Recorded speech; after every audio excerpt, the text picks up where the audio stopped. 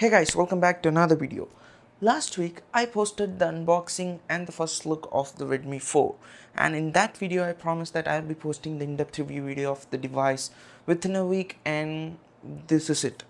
This is going to be the full review of the Redmi 4, testing its performance, the camera quality, the battery backup time, the display quality, lots and lots of other things like that. And before going into the video, here is a small spoiler alert. As this is an in-depth review video of the Redmi 4, this is not going to be a short video. Yeah, this is going to be a bit lengthy one, so you need to be really patient to complete this video. Yeah, I'll try to make this as entertaining and interesting as possible. So brace yourselves and let's get into the actual review video of the Redmi 4.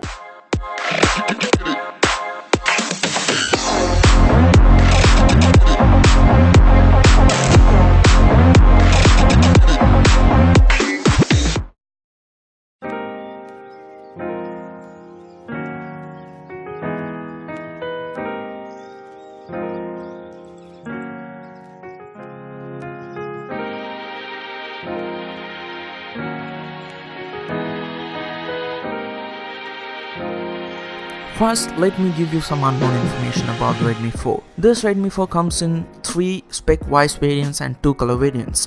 Among the 2 color variants, one is the gold one, for which I'm not a big fan of, and then the black one, which is right in front of you here. The whole smartphone is just 5.5 inches long. It's small and handy, and it's not thick either. The front portion, as always, has a display, and the display is coated with the Xiaomi standard glass called as 2.5D curved glass. This not only adds a stunning curved look to the display, but it also acts as a layer of protection for the display. The back and the sides of the phone is coated with metal, but it seems to be a fingerprint and oil smudge magnet. It tends to attract oil smudges a lot, and cleaning that oil away from the back of the mobile is not just easy as you think. One thing which I like a lot about this device is that it is cute and handy. I'm using both my hands in this video just for some weird shooting purposes, but all things can be accessed just with a single hand. Both the buttons are on the same side, and the little display needs no more than a single hand. A smartphone might have a great processor or camera, but the word smartphone came into existence only after putting a touchscreen display on the phone. So it's about that now. I said this in the last unboxing video that the display is absolutely stunning. It's great, and yeah, it is. It holds a 5-inch 720p IPS LCD display. Some might complain about the display resolution, that it is just 720p, not full HD, not quad HD and things, but come on, it's just a mobile phone. Even if you put a 4K in it, you will not notice the difference with your naked eyes. I have used a phone with an IPS display, which I don't like anymore after using the AMOLED display. But this IPS display in the Redmi 4 is different from the IPS display I was used to. To get things clear, here's a comparison between an AMOLED display from an Nexus 6P, an IPS display of the OnePlus One, and the Redmi 4's IPS display. When it comes to the AMOLED display, it's perfect. The colors are perfectly rendered, the saturation is top notch, but below the AMOLED display is an IPS display, which adds a bit cooler tone to the color, and it makes the color unnatural. So after using an AMOLED display, it's hard to switch to IPS displays. But when it comes to the Redmi 4's IPS display, it's on par with the AMOLED display. And FYI, the AMOLED of my Nexus 6P on the top and the IPS of my OnePlus One on the bottom holds a 1080p Full HD display, and the Redmi 4 in the middle has just a 720p display. And as I said, can you notice any difference among the 3 displays? No, you can't. So the 720p display is just fine for this device. I definitely give the display an A+. Nowadays, a smartphone may have a Snapdragon 835 chipset inside it with 16 gigs of RAM, but if the camera is a disaster, then the whole phone is a complete disaster. About the camera specs, it has a 13 megapixel rear shooter with f2.0 aperture and a 5 megapixel front cam with f2.2 aperture. The 13 megapixel rear shooter performs good. The autofocus is fast AF. It identifies the primary subject quickly, which helps us to avoid blurry autofocus shots most of the times. The autofocus does not even hesitate a second to focus on the subject you want it to focus on. It's perfect. Here are some of the sample images shot with the 13 megapixel rear camera of the Redmi 4. The subjects under natural lighting conditions can be snapped perfectly with the 13 megapixel camera. The images snapped are sharp, and even after cropping it up to 50% or 100%, it does not lose any quality. It's perfect. They are sharp with no quality or resolution loss. It's a Redmi device, so the camera is not a stock Android camera. It comes with a set of filters which they call as modes. You can switch between one filter to another filter, but I do not recommend you to switch to different filters because applying filters or modes affect the resolution and the quality of the images. The camera captures the colors as it is with no issues. The f2.0 aperture helps to bring out the subject uniquely from the surroundings by adding a perfect shallow depth field effect. Even though the camera seems to perform well, it struggles in two main areas. The first struggle is with subject under dynamic lighting conditions. Even if the HDR mode is turned on, the images are not perfect. Some images will be less exposed, whereas some other images will be overexposed. If you are looking forward to snap subjects with dynamic lighting, then I'm sure it's not gonna help you in auto mode. The condition is same in artificial lighting conditions too. I had to turn off the lights in order to get somewhat decent shot. The next struggle is with the shutter rate of the camera.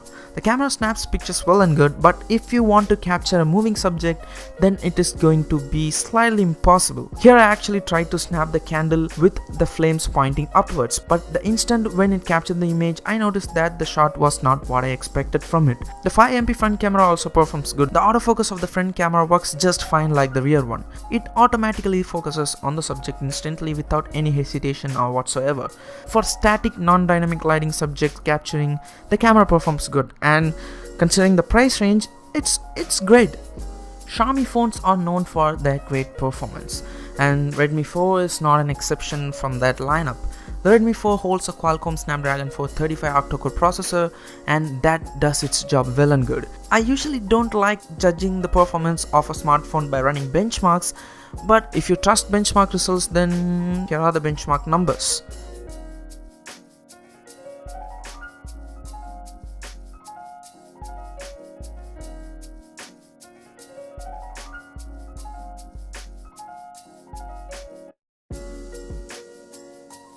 Excluding the benchmark scores, here's the real-time performance test. This is a 3GB RAM variant and multitasking is on point.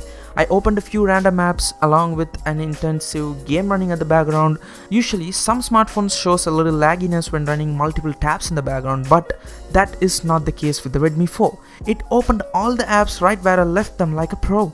It will not disappoint you with lags and sloppiness when it comes to the performance of the device. And now jumping into the gaming performance of the device. Among the PC master race and the console lords, mobile gamers are also a thing nowadays. So for them, mobile gamers, the Redmi 4 holds an Adreno 505 GPU in it. I tried a few games like Asphalt 8, Modern Combat 5, my all-time favorite, the Smash It 3D game. All the games ran with no frame drops, hiccups, nothing. It ran buttery smooth. So this device will not disappoint you in performance phase and also when it comes to gaming. In the Redmi 4's official product page, it is mentioned that it holds a fast fingerprint scanner, so I was curious to test the speed of the sensor.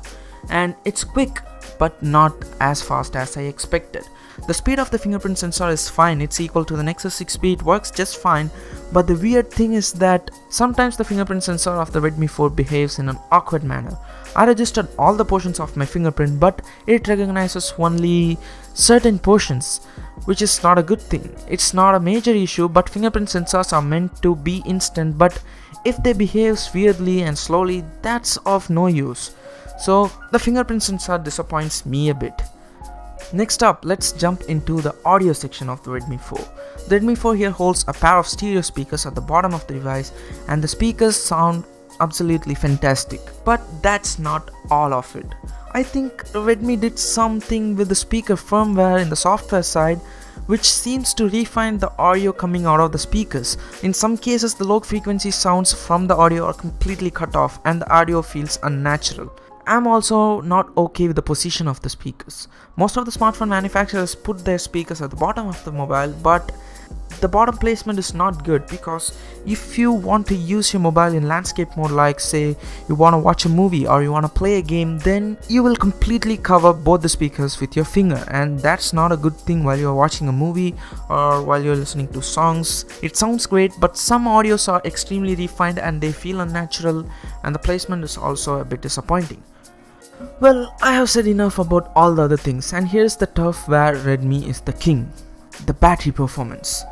The Redmi 4, like the Redmi flagships, the Note 4, the Redmi 3S Prime and the Redmi 3S, has a huge 4100 mAh battery. The battery charges faster and it lasts for more than a day under normal usage conditions. For me, it lasted for around a day and a half of normal usage. And here is a fun fact. While shooting this video, I kept the screen constantly on by playing games and playing some videos and things, and the phone just lost around 10 or 12% of battery juice under that abnormal usage condition. It's a justification fact that the battery performance is good. Talking about battery life, Redmi phones are known for overheating issues. Some of the users constantly complain about the overheating issues, the abnormal temperature conditions of the Redmi devices. So I actually tried to overheat the device by charging it and playing a game simultaneously.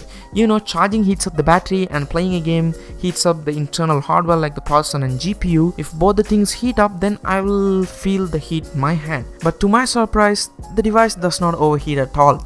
Initially, the temps of the battery and other parts are around the average 40s, and once I started playing the game while charging the device, it felt normal. This video shows only a portion of the gaming time, but I actually played more than 5 minutes to test whether the device is overheating or not.